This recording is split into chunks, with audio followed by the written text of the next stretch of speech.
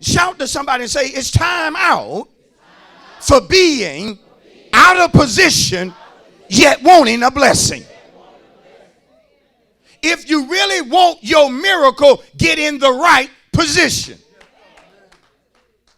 You have to make decisions that position you to be blessed. See, sometimes we make decisions that put us out of position, and you can't get certain blessings out of position. You got to be in the place you need to be to get what God has for you. When she decides to cling to Naomi, not to leave Naomi, she is putting herself in a position to be blessed in a mighty way. Somebody shout, in a mighty way. Because notice again what she says. I don't want you to miss. They lifted up their voices and wept, and Oprah kissed her mother-in-law, but Ruth clung to her. And she said, look, your sister-in-law has gone back to her people and to her gods. Return after your sister-in-law.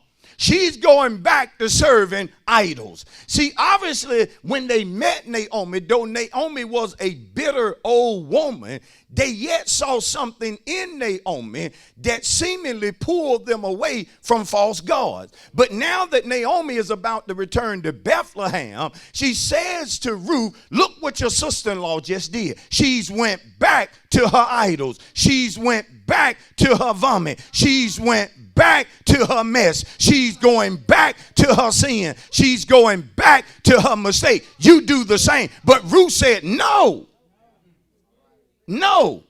I'm not going back. Oh, God. Listen, this is important because, again, it's about the position Ruth to receive what God has for her. And if you know God has something great for you, you must be in position to receive it. Shout to somebody and say, it's time out for being out of position yet wanting a blessing. If you really want your miracle, get in the right position. This is what I love about Ruth. And your people shall be my people, and your God, my God. I'm changing, Naomi. I'm changing. What my people have is not good enough. What my people possess is not the real thing. I'm changing my people. I'm changing up my destiny. See, you can change your destiny. Do y'all hear this powerful teaching? But it requires change. Sometimes you got to leave the very folk that you're comfortable with, the very people that you're used to being around, because you know hanging with them ain't going to get you where you need to be. And so you recognize a change got to take place. And she said, your people is going to be my people. See, she makes a decision that shapes her destiny, putting her in the place that she needs to be to get the favor that God wants to release. See, if you'll position yourself, God will release the favor. He will release it because he's a good God. He will release it because he has promised to do so. But I want to bring out a trait about Ruth that seals her favor. Are y'all with me? Ruth, the 3rd chapter. Notice verse 10. Then he said, blessed are you of the Lord, my daughter, for you have shown kindness, this boy is talking to Ruth, at the end than at the beginning. Watch, in that you did not go after young men, whether poor or rich. And now, my daughter, do not fear, for I will do for you all that you request. For all the people of my town know that you are a virtuous woman. See, she seals the blessing by living right. She seals the blessing by doing right. See, you can mess up favor by practicing sin or living a life that don't please God. Whenever you want God's favor, you must depart from sin.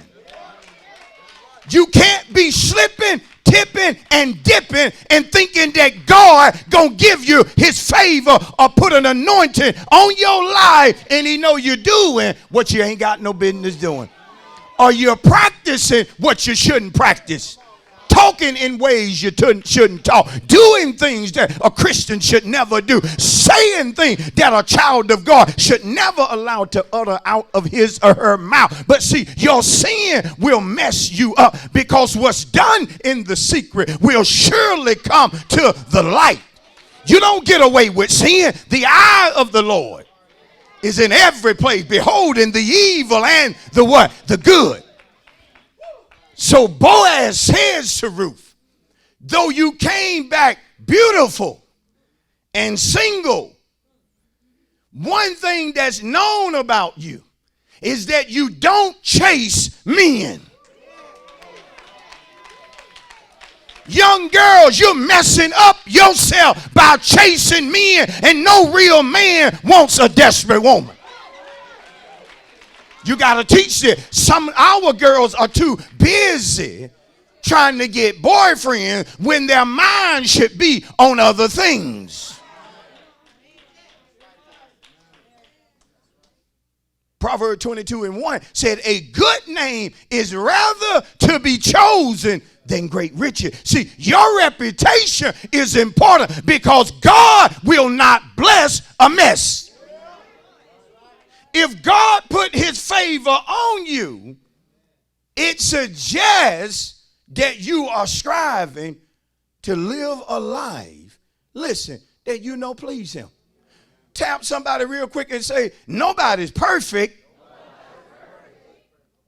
But tell them that, say, but on the other hand, some folk make too many excuses for their sins.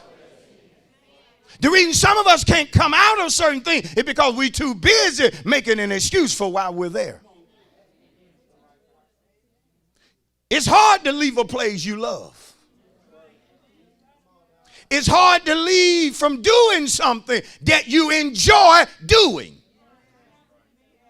But because some of us wanted God's favor, if the truth be told, we walked away from things that we enjoyed because we knew the joy was temporary and we wanted a blessing that was eternal. You can't keep messing up thinking you're going to get an eternal blessing, but your lifestyle displeases God. Can I break it down? They say you holy, Ruth. They say you sanctified, because what you are will eventually get out. That's the reason it's dangerous to come to church being a pretender. Somebody know what you really are. You shouting like you holy, but you anything but holy at the clubhouse. You got to be the same at God's house as you are everywhere that you go. Check this out. He said, you, Ruth, have kept yourself pure. And I'm not saying that's easy, because with Ruth looks, you know men were at her. Oh, can I just teach right? For if you are attractive, then part of what you're going to have to deal with is people wanting to hook up with you who you're not supposed to hook up. Act like you know if you go through it every now and then. Act like you know if you get a look every now and then. Act like you know if you get some body language that tells you sometimes it's on if you want it to be. You can know me if you ask. Listen, sister, if you looking good and walking good and smelling good, you can tote a Bible up under your arm. They still coming at you to want to get your digits. Who are you? Where are you from? But when you serious, listen, about blessings, you can't live any kind of way.